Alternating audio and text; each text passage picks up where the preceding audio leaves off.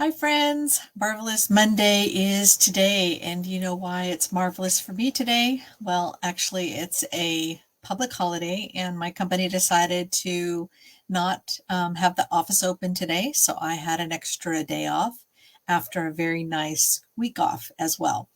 So I've been off now for almost a week and a half because I took the Friday before Christmas off as well. So a lot of good time to rest and get caught up on things that I didn't get to do when my husband was in the hospital. So as a reminder, he's fine, he's home, and he's good. So I appreciate all the good thoughts. So tonight I'm going to share with you some beginning techniques for just some basic watercoloring. Now, this is going to be a less expensive way to watercolor, and I'll just show you a couple of things, and then next week I'll show you some more techniques. So we don't have time to go through all of them. There's lots of different ways to watercolor. This is just a really easy way to get started, and so we'll enjoy that. So I still can't open up the Sale-a-bration catalog yet, but during Sale-a-bration, just to explain, I'm going to be using one of their stamp sets called In the Country, and this is a free stamp set. The only way you can get this stamp set is by purchasing $50 or more after the 5th of January. So that's when Sale-a-bration starts. So this Thursday you'll be able to get started on your watercoloring, or if you have something that has some detail similar to this, let me show you this. Let me just bring it up real quick. So if you have something with a lot of detail like this, it's a good one to watercolor, and I'll show you why here in just a second. But by purchasing something for $50 out of the Stampin' Up! Store, using my host code, you would be getting anything that you want out of this catalog based on what you purchase. So if you purchase $50, then you could get this stamp set, or you can get, there's a number of other stamp sets and also some designer series paper that you can get as well. So I'm just going to show you this. So let's get started. Okay.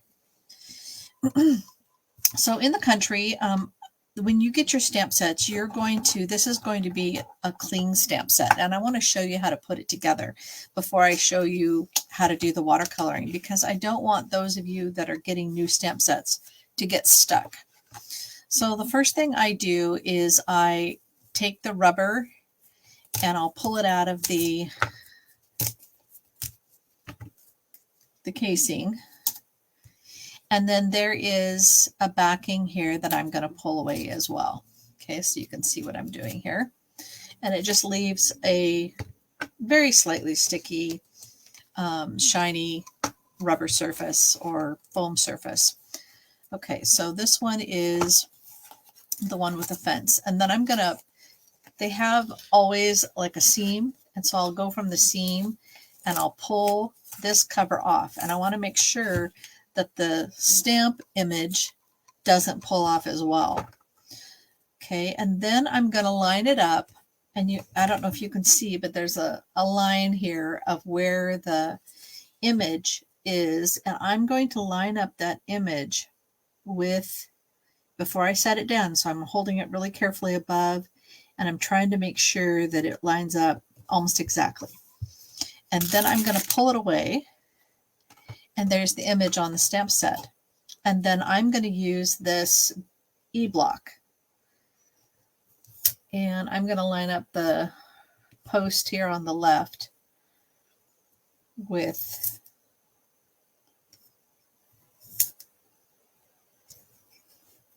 there we go. Okay, now for the second one, so I'm going to show you again. Here's the little seam. And then again, I'm going to take the backing off so you can see the rubber, and then there's foam, and it leaves the foam behind. And then I'm going to line up this image. I'm going to make sure that I hold it above and get it so that the stamp matches the image, and then I just pull it up. Okay, so that's how you adhere it. And then typically there's more than just one stamp set that's on the back of this. And so what I like to do is I like to pull this part away And then I will leave this in here so that way I know what image is potentially still out. In other words, I've got a class and I've got maybe 5 or 6 stamps. It lets me know that one is still missing. So that way I can see the image from the back, but I know that I'm missing this other image. Okay, so that's how to put the cling stamp sets together. So we've been using photopolymer, I think, before this. So this is the first time I'm using the rubber stamp that I can remember. I may have used it before, but that's how you put it together. Okay, so I'm using shimmery white cardstock. So you can use the Fluid 100 watercolor paper as well, but the shimmery white is another one that's really good to start with some basic watercolor. Okay, so I'm going to use the Early Espresso. And because this image is going sideways, I'm going to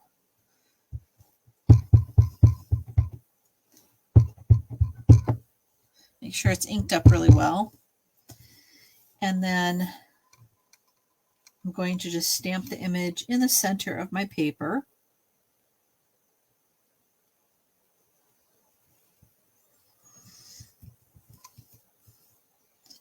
Okay, and there it is. Okay, so what I'm going to now use is I'm going to use a blender pen. And the blender pen will just add a little bit of subtle smoothing out of certain areas. And it picks up a little bit of the color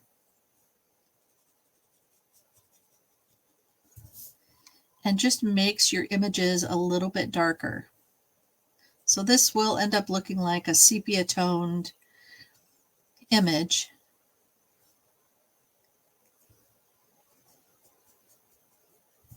When I'm done.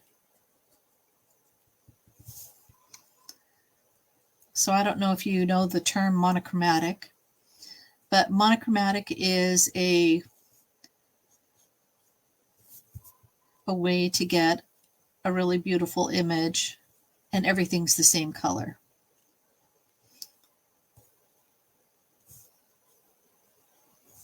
And this is almost like cheating because you don't have to do much and you still get a really amazing look when you're all done.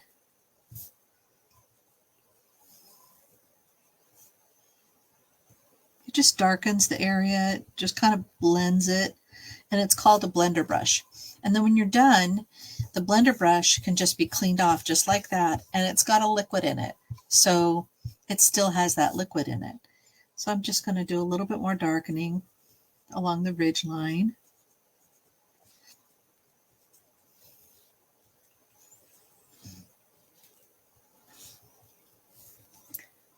So really pretty. So again, let me just show you what the image looks like without that being done.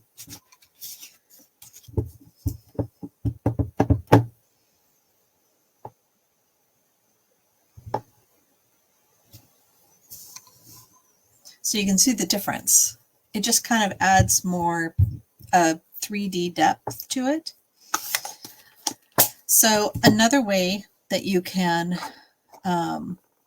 watercolor is to add watercolor pencils. So these pencils, it'll allow you to add some color. So there's some Old Olive. I'm going to use that pencil, and this one, oh, this is Old Olive. This one's not. And I think that's the only green in here. So it tells you what colors are here. And then there's Early Espresso in here as well. So this one is, here's the Early Espresso. Okay. And then the Daffodil Delight, we could use a little bit on the grass.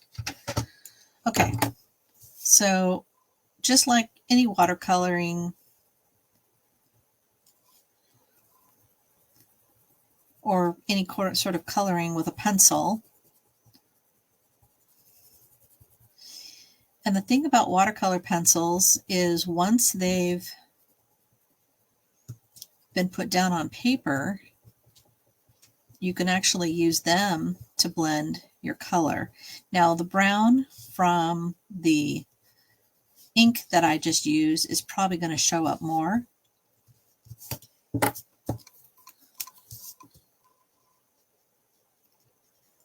So you can see a little bit of the color. The green is there, so is the brown. But you can see the difference from that to that. Okay, so I'm going to add a little bit more color to the fence. This is the same color as the stamp. So this is Early Espresso, and I use the Early Espresso stamp pad. So this is the Early Espresso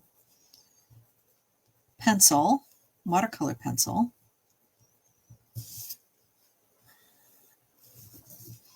There's some darker images back there of more of the fence. I'm not trying to get it exact. And then I'm going to use a little bit along this track here.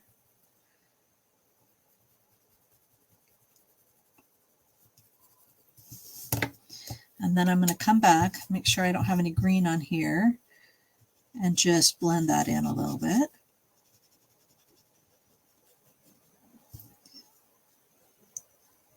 I love watercoloring. It's very soothing. I guess it's just like any coloring, but there's something about watercoloring that I just love. So again, you can see the difference. It just makes it a little bit more intense. So let's pretend like this is, whoops, wrong one. This is a summer field. And the pencil is just following the lines. I'm not trying to make new lines per se. I'm just following the lines that are already there.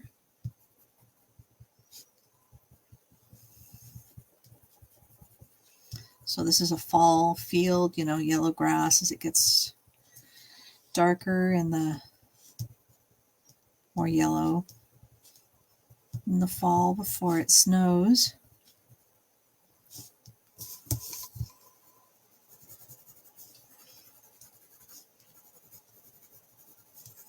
And then I'm just doing a little bit of more color. Okay.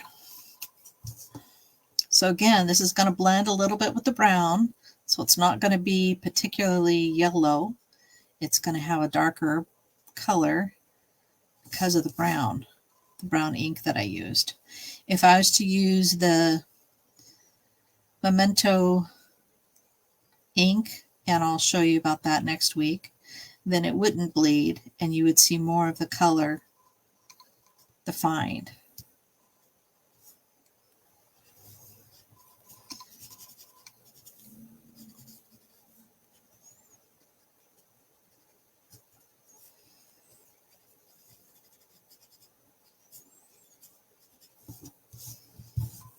So isn't that pretty? So let me get this up to you a little bit closer.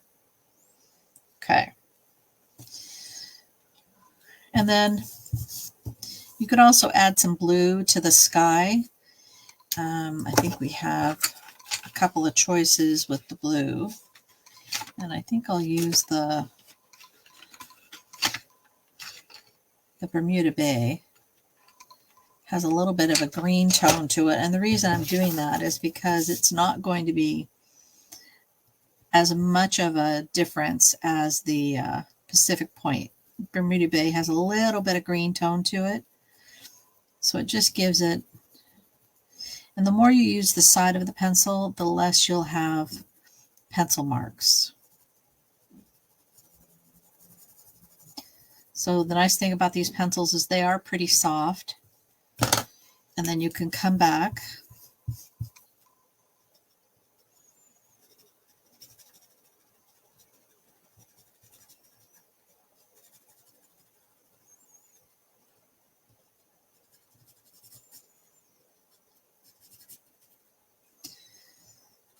and I'm not making sure that every little piece is covered, I'm just doing a little bit just to give it a hint. Isn't that pretty? Just really easy, super fun way to watercolor. Makes you feel like a professional when you're all done. Okay, so I'm going to add this to a, well, there's one more technique I wanted to show you. Let me clean off this, and I'm going to use the other just so that you can kind of, I'm going to use a different color so you can kind of get an idea.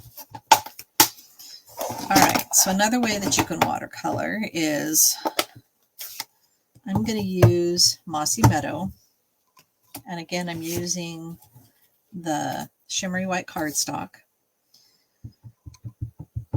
So I'm going to use Mossy Meadow, which is a lighter color than the brown, and then I'm going to come back with the early espresso, and I'm going to darken up the fence posts because those really should be brown.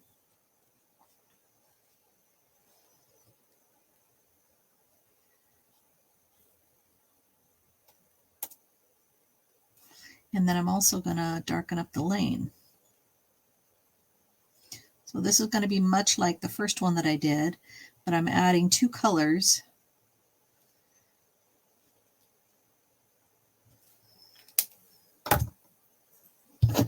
And then I'm doing the Darth Vader thing. If you breathe on it and you get your breath on there, kind of like how you do your glasses. Okay, so you can kind of see the green there, just so that you can see it compared to just the brown. So you can see this is green and this one's brown. And then I'm going to again bring back the blender pen, and I'm going to do just the brown here shortly. Looks like the green's coming through a lot more. But just by doing the brown, it adds a little bit of darkness there. And then I can again darken up the trees.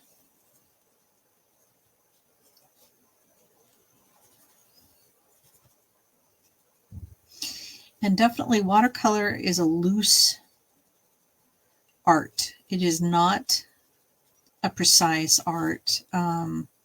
So if you have a little bit of smudges off, it actually just looks like you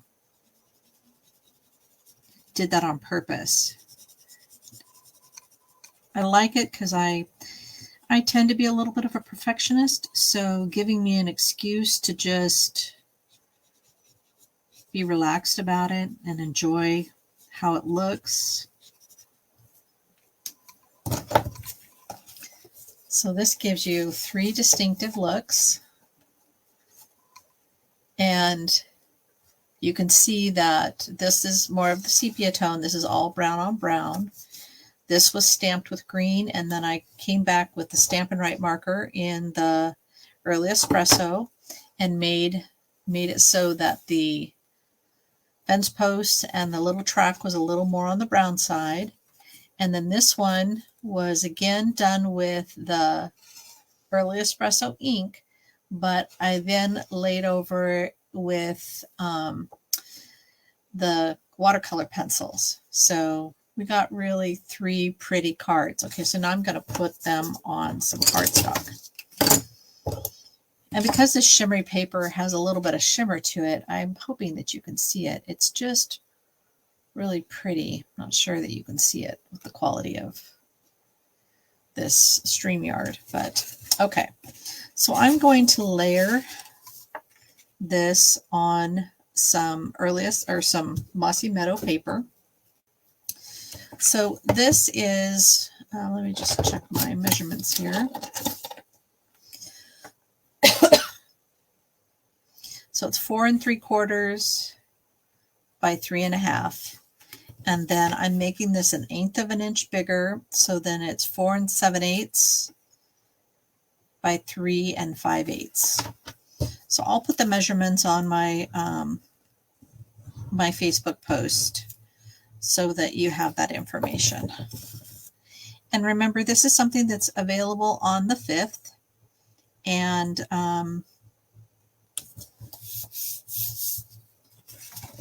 I promise that, let's see, I'm going to do this one. I've got another one here. Put this one on here. I will add the link for Sale-a-bration and this stamp set once the 5th happens. So,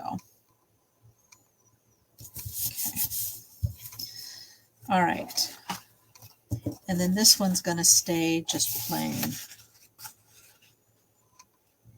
So this is, instead of doing the typical fold that I do, this is 11 inches, so I cut it at 4 1/4 and allowed the 11 inches, and then I'm just going to fold it in half, line up the ends, and then it looks like I didn't bring my bone folder over, so I'm going to use you can use any tool you have on hand, so I'm just going to use the edge of this.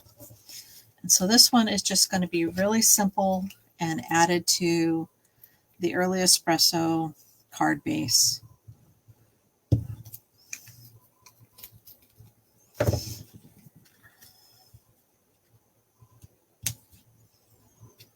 This makes for a really easy, you can add a greeting, happy birthday, it makes a great guy card. And I think sometimes I tend to not make enough of those, so it's always a good idea to do that. And then I always like to add a lighter piece on the inside so that someone can see your writing if you want to write a message to the card. Okay, so that's that one. I'm using the same fold, but what I did is I folded it back at 1 1/2 inches and so that it's folded back. And then I'm going to, which one should we do? Should we do this one or should we do this one? So this just allows for a little bit of a fun fold. And what I'm going to do is I'm going to glue it to just this piece. And then when it opens up, you'll have a really nice looking card. And I'll show you that here in a second. So I'm going to add glue, but I don't want to glue all the way to the edge. And then I'm going to center this on my card.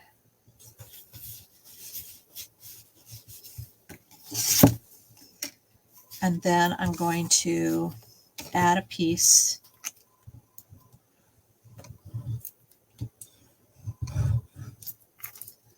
to the inside.